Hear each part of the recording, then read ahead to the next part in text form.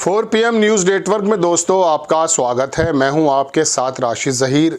सरकारों पर, सिस्टम पर कई बार सवाल उठाए जाते हैं, लेकिन कभी कभी सिस्टम अगर अपना एनालिसिस खुद करने लगे तो ऐसी शानदार बात निकलती है कि पता चल जाता कि तमाम ज़ख्मों का इलाज अब संभव है।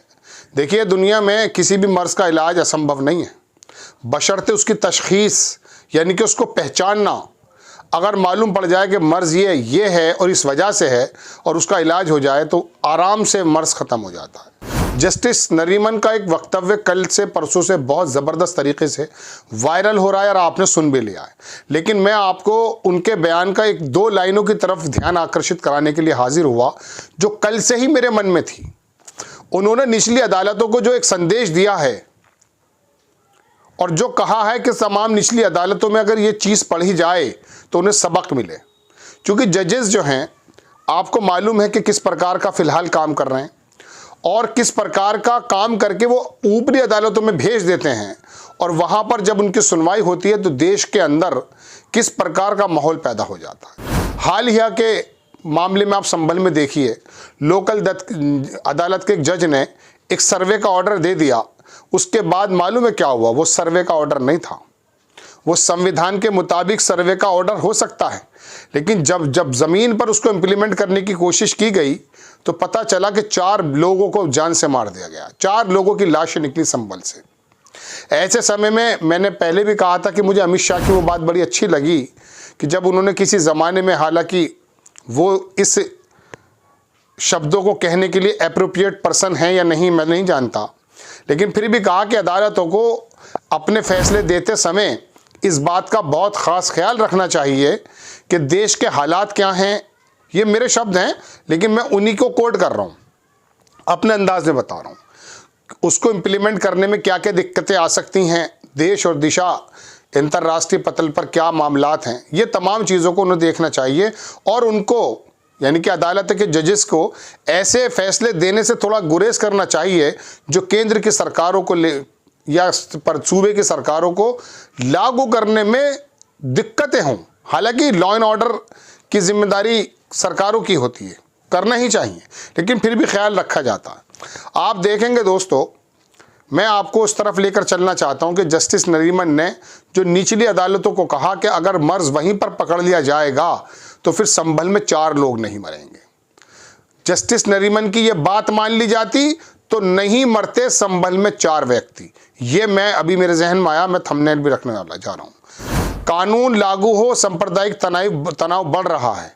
जस्टिस नरीमन इन्होंने कहा कि ये जो है प्रोग्राम के अंदर थे 26वें जो न्यायाधीश न्यायमूर्ति अजीज़ मुशब्बर अहमद की स्मृति में उन्होंने कहा संविधान पीठ ने जो पूजा स्थल अधिनियम के बारे में लिखा है वो धर्मनिरपेक्षता के लिए सही है। क्या है वो?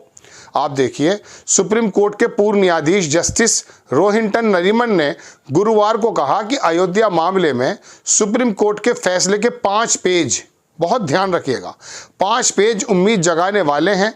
इन 5 पेजों में 1991 के पूजा स्थल अधिनियम यानी प्लेसेस ऑफ वर्शिप एक्ट की पुष्टि की गई है।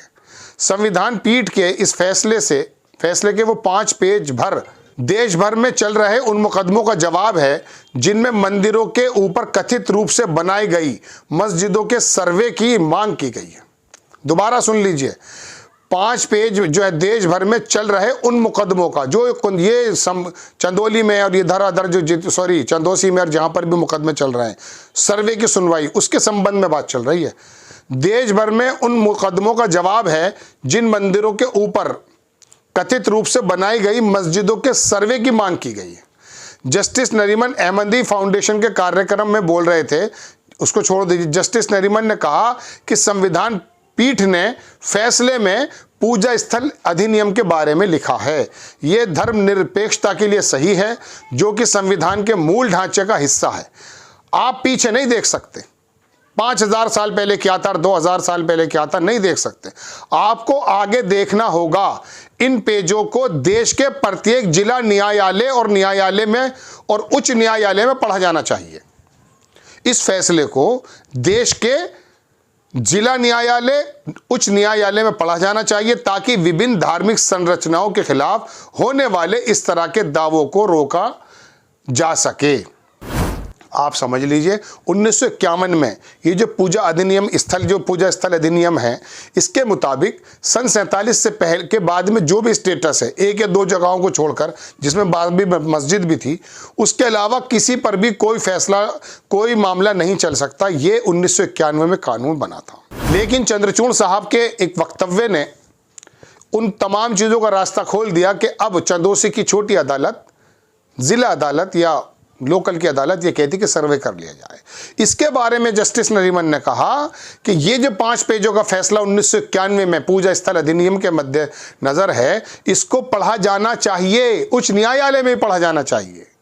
अगर ये पढ़ते तो क्या होता, फिर ये 4 मौतें नहीं होती। जनाब, आप क्यों कंप्रोमाइज़ हैं? अगर ऐसे आरोप लगते हैं, जजेस के बारे में मैं कह रहा हूँ, तो अगर आप कंप्रोमाइज़ हैं सरकारों से तो गलत है। आप एक ऐसी पीठ पर बैठे हैं, एक ऐसी जगह पर बैठे हैं कि जिनकी वजह से या जिनके साथ आप कंप्रोमाइज़ हैं, अगर आरोप के मुताबिक, याद रखिए वो भी आपके कार्य क्षेत्र के अंतर्गत आते हैं। आप एक चीफ मिनिस्टर को भी बुला सकते हैं, अपने समक्ष बुला सकते हैं आप। 2019 के बाद जो है ऐसे मामलों में तेजी आई है। सारे के सारे लोग निकल आए बिलों से और आ करके कोई 1800, कोई 30,000, कोई कई लाख मस्जिदों की लिस्ट लेकर दौड़ रहा है और वो कह रहा है कि साहब अजमेर की मस्जिद, अजमेर की दरगाह, संभल के, मतलब तमाम चीज़ें, यही काम रह गया है। जैसे उन्होंने कहा 2019 के बाद जो मोदी जी आए थे उसके बाद ये मामले तेज़ी से हो गए।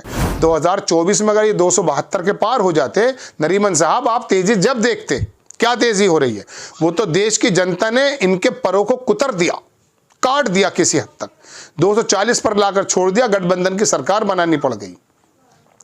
बड़ी अच्छी बात पूरे के पूरे वक्तव्य में लिखी, लेकिन मुझे आपको सिर्फ यही बताने के लिए मैं हाजिर हुआ कि देश की जिला अदालतों को और उच्च न्यायालयों को इस 5 पेज का ये मामला पढ़ा जाना चाहिए। पढ़ा जाने का मतलब ये नहीं कि वहाँ जो वकील और सरकारी वकील हैं उनको बताना है। बताना ये है कि जजेस जो हैं जिला अदालतों में, निजी छोटी अदालतों में, उच्च न्यायालयों का भी इन्होंने जिक्र किया, उनको बार बार ये रिमाइंड कराना चाहिए कि देखिए 1991 में यह अधिनियम बना था कि आप किसी भी ऐसी वर्शिप एक्ट के मुताबिक जो है कोई ऐसी नया शोषा नहीं छोड़ेंगे। आप चंद्रचूड़ के उस मौखिक बयान को लेकर के आप ये काम नहीं करेंगे कि कैरेक्टर तो पता किया जा सकता है, किसी जगह का कैरेक्टर तो पता किया जा सकता। तो फिर मठों के बारे में भी स्वामी प्रसाद मौर्य कह रहे हैं कि 5000 मंदिर बनाए गए, कोई 5 लाख बताता। बहरहाल इन मंदिर और मठ और मस्जिद से और मदरसों से बाहर आने की ज़रूरत है। मेरे देश की, आपके देश की बहुत सख्त ज़रूरत है कि हम इन बातों से बाहर निकलकर इस बात का अंदाज़ा करें कि मस्जिद की खुदाई में कुछ नहीं है। चीन ने खुदाई की तो 62 बिलियन का सोना रिकवर किया है जनाब, डिस्कवर किया है। आप खुदाई इस तरह से कीजिए, आप खुदाई इस तरह से मत कीजिए कि मंदिर निकल आएगा, मठ निकल आएगा, मत कीजिए भाई। आपको खबर कैसी लगी अपनी राय कमेंट्स बॉक्स में ज़रूर दीजिए। चैनल को सब्सक्राइब कीजिए, शेयर कीजिए। नेक्स्ट टाइम मैं किसी खबर के साथ हाजिर होता हूँ। जय हिंद।